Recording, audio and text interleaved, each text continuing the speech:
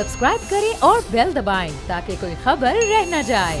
अभी भी जो लोग ट्रैवलिंग वहाँ पर कर रहे हैं, खुंजराब रोड की हालत वो ये बताते हैं कि अजाब है उस रोड पर सफ़र करना, और जिस तरह इग्नोर किया गया है, मसाइल हल नहीं किए गए आज तक। वहाँ पर बिजली का मसला है, इंफ्रास्ट्रक्चर का प्रॉब्लम है, हेल्थ इशूज़ हैं। जिसने अपनी बीमारी का इलाज करवाना उसको दूर दराज इलाकों में जाना पड़ता है अपना इलाज करवाने के लिए।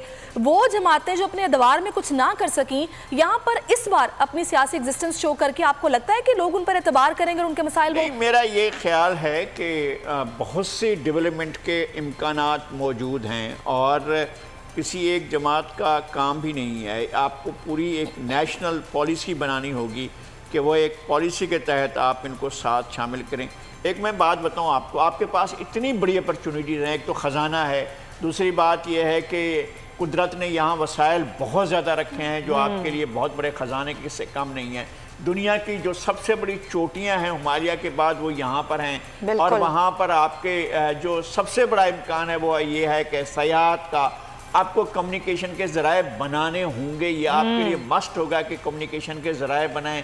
अगर हम ये कहें कि फ़लाँ आकर करेगा, फ़लाँ आकर नहीं करेगा, तो हम इस बात में जाते नहीं हैं। हम ये कहते हैं कि अब ये कौमी तकाजा है कि गिलगित बल्तिस्तान के लोग आपके इस पूरे अमल में शरीक हों। बिल्कुल आप सही कह रहे हैं, ये कौमी तकाजा है। और यहाँ सिर्फ ये मसाइल नहीं है बसरा साहब कि हम बात करें कि जी ज़ाहिर टूरिज्म के हवाले से इंफ्रास्ट्रक्चर पर तवज्जो दी जाए, सेहत के मसाइल हल किए जाएँ, तालीम के और दीगर सहूलियात के, बल्कि यहाँ के लोगों को आईनी हुकूक देने हैं। तो वो पाकिस्तान तहरीक इंसाफ का क्या प्लान है? क्योंकि ये बहुत बड़ा चैलेंज है उनके लिए कि आगे उन्हें इस पर काम करना है। क्या प्लानिंग है आप लोगों की, ना सिर्फ यहाँ के मसाइल हल करने के हवाले से बल्कि इनको आईनी हुकूक देने के हवाले से? सुमैया रिजवान, सबसे पहले तो मैं नज़ीर लगारी साहब ने जो गुफ्तगू की उसके एक एक लफ्ज़ की तायद करता हूँ। आज पाकिस्तान जीत रहा है, पाकिस्तान की आवाम की जीत हो रही है, और सबसे बढ़कर गिलगित बल्तिस्तान की जीत हो रही है। गिलगित बल्तिस्तान पाकिस्तान की ज़मीन पे एक जन्नत बेनज़ीर है, बिल्कुल जिस तरह कश्मीर है, हमारे और हिली एरियाज़ हैं। पाकिस्तान जैसा खूबसूरत इलाका दुनिया में नहीं है। इम्पॉर्टेंट बात हुई है जहाँ पर ख़वातीन का वोट डालना जुर्म तस्वर किया जाता था, ख़वातीन को वोट नहीं डालने दिया जाता था। आपके रिपोर्टर ने बताया, तमाम मीडिया पे ये बात आ रही है कि हमारी माएँ बहनें घरों से निकली हैं और अपना अपना हक इस्तेमाल कर रही हैं। किस बात के लिए? अपने अपने राइट्स के लिए, अपने गिलगित बल्तिस्तान को के अवाम को। और पहले ही वहाँ पर तो माशाल्लाह जो एजुकेशन रेट है, जो वहाँ पे अवेयरनेस है, बहुत ज़्यादा है। और मैं अल्लाह ताला का लाख लाख शुक्र मनाता हूँ कि अभी तक लॉ एंड ऑर्डर की सिचुएशन कंट्रोल में है। किसी पार्टी ने, चूँकि इतना सारा मीडिया रिपोर्ट कर रहा है, पुरअमन इलेक्शन हो रहे हैं। हालांकि भारत ने जो रात मजमूम हरकत की, बहुत सारे अंदेशे थे। अल्हम्दुलिल्लाह मैं खराज तहसीन पेश करता हूँ लॉ इन्फोर्सिंग एजेंसीज को कि हार जीत किसी की भी हो, पाकिस्तान जीत रहा है। और अच्छा, ये जो शौकत साहब पाकिस्तान की जीत की बात हो रही है, मुझे जिस बात का डर है मैं चाहूँगी उस पर अगर आप थोड़ी सी बात करें कि जब हम ये देखते हैं कि ये इलेक्शन हो रहा है, ठीक है, वहाँ पर सारी कैंपेन भी चलाई गई और सब कुछ हुआ, लेकिन इलेक्शन से बिल्कुल कुछ रोज़ पहले ही शोर मच जाता है कि भी रिगिंग हो रही है, यहाँ पर धांधली की जा रही है, और अगर धांधली हुई तो पाकिस्तान तहरीक इंसाफ जीत जाएगी। जब ये रिगिंग की बात आती है फिर उसके बाद हम रोकेंगे और हम सड़कों पर निकलेंगे, ऐसे कैसे रिगिंग हो जाएगी? जहाँ पर तरक्की में रखना फिर आना शुरू हो जाता है कि भाई काम नहीं होंगे, बस इसी झगड़े में, इसी दौड़ में लग जाएंगे कि नहीं जी नहीं, रिगिंग हुई है, चेक करें, बैलेट बॉक्स चोरी हो गए, ये हो गया, वो हो गया। तो इसमें हम ये देख रहे हैं कि अली अमीन गंडापुर साहब ने वहाँ पर बोला जितने वोट उतने ज़िले, फिर उसके बाद प्रोजेक्ट्स की बातें हुई, ऐलानात हुए, कैंपेन चली, मुराद सईद साहब ने भी कहा, फिर वज़ीर आज़म इमरान खान ने कहा कि नेशनल असेंबली में, सेनेट में नुमाइंदगी देंगे। तो जो पब्लिक ऑफिस होल्ड करता है वो कैंपेन में इस तरह हिस्सा तो नहीं डालता, तभी अपोजिशन को मौका मिल रहा है रिगिंग की बात करने का। सहरिश, आपका बड़ा अहम सवाल है, लेकिन अभी जो सुमैया ने क्वेश्चन किया था उसका मैं सिर्फ एक पार्ट कंप्लीट कर लूँ। आज जो आप देख रहे हैं कि इतनी बड़ी एक्टिविटी हो रही है जीबी के अंदर कि पाकिस्तान की तारीख में, जीबी की तारीख में कभी इतना टर्न आउट नहीं हुआ, कभी इतनी मैसिव कैंपेन लॉन्च नहीं की गई। उसकी वजह है ये जो सवाल अब आप कह रही हैं और जो सुमैया ने कहा है आईनी हकूक़ की बात। गिलगित बल्तिस्तान को बहुत पहले हमें सूबा डिक्लेयर करना चाहिए था। सूबा डिक्लेयर करने से क्या होगा?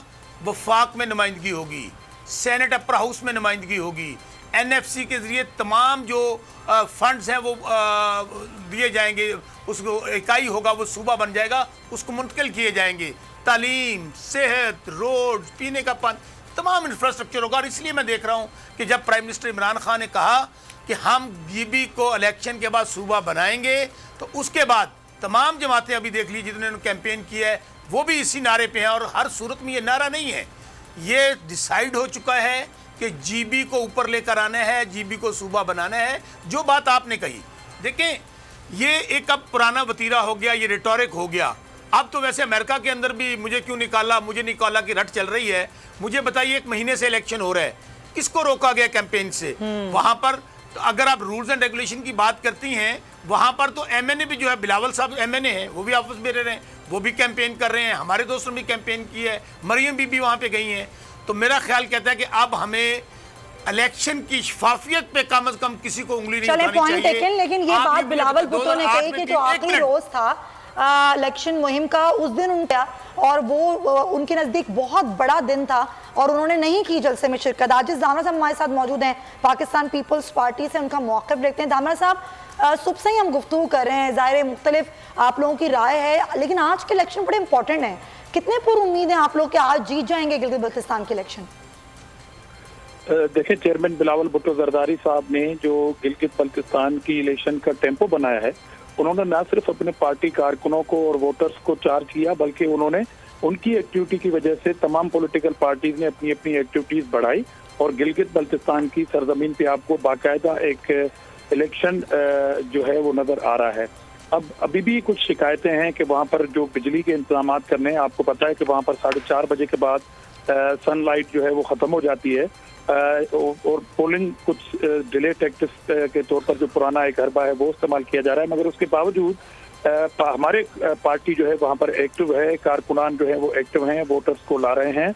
मगर क्योंकि ये खदशा है कि धांधली की पैदावार पीटीआई सरकार की जो सोच है, जो खुद सिलेक्टेड है वो सिलेक्टेड सेटअप लाने की पूरी कोशिश कर रही है। उनकी एटीएम मशीनें यहाँ पे मौजूद हैं, जो कारकुनों को, जो अवाम को यहाँ पे खरीदने की नाकाम कोशिश कर रहे हैं, क्योंकि गिलगित के अवाम बड़े बाशऊर हैं, गैरतमंद हैं, उन्हें कोई खरीद तो नहीं कर सकता। मगर बावजूद इस बात के हम ग्राउंड पे मौजूद हैं और इनकी पूरी जो चोरी होगी उनको रोकने की हम रोकने की आप कोशिश करेंगे। लेकिन आप लोग जो पहले से डिगिंग की बात कर रहे हैं, उससे आपको नहीं लगता कि आपके वोटर्स को ये पैगाम जाएगा कि आप लोगों ने शायद पहले से ही शिकस्त को फोर्स ही करना शुरू कर दिया है, बजाय इसके कि आप की नजर हो आपकी जीत पर?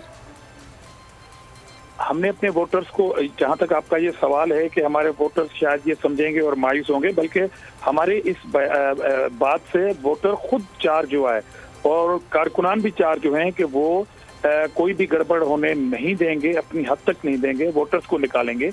अभी भी कहीं कहीं जो है वो, मैंने कहा कि पोलिंग स्टेशन स्लो है और बिजली का इंतजाम नहीं है, वहाँ पर खुद वोटर्स और अवाम कारकुनान भी इस बात के खदशे का इजहार कर रही है। मगर इस बार ये हुआ है कि चेयरमैन साहब की टूर्स पे खुद मीडिया भी मौजूद है और गिलगित की इलेक्शन को फोकस किया जा रहा है। एक तो ये बात आम थी कि जहाँ फेडरल की हुकूमत होती है उनका इन्फ्लुएंस होता है इन जगहों पे, मगर हमने पूरी कोशिश की है ये सारी चीज को रोकें। चेयरमैन साहब को लेकिन ये सोच होती है ना दामरा साहब। सब्सक्राइब करें और बेल दबाएं ताकि कोई खबर रह न जाए।